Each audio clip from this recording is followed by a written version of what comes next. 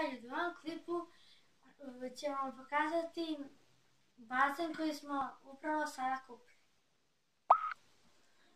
Sad ću ja otvoriti bazen. Ovo je bilo tako upakovano. Ovo sklonimo. Evo vidite, toliko je dugačak kao ova kutija. Kako da izgleda? Evo ga. Mnogo je težak. Ovo ću okrenuti. Evo. Ovo vidite. Bazen. Ekstra.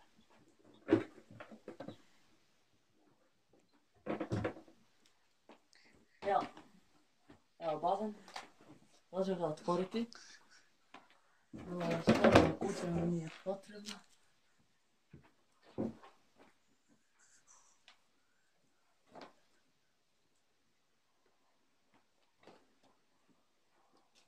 Ne znam na kojoj strani se otvarao.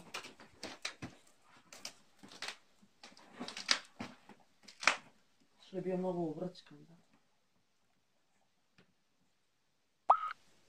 Odvrtio sam ga.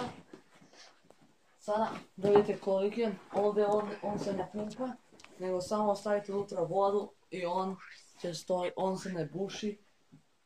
Ima veliku koru, debelu koru ima. Vidite, lepo stoji. Tako. Ćao, vidimo se u sljedećem klipu.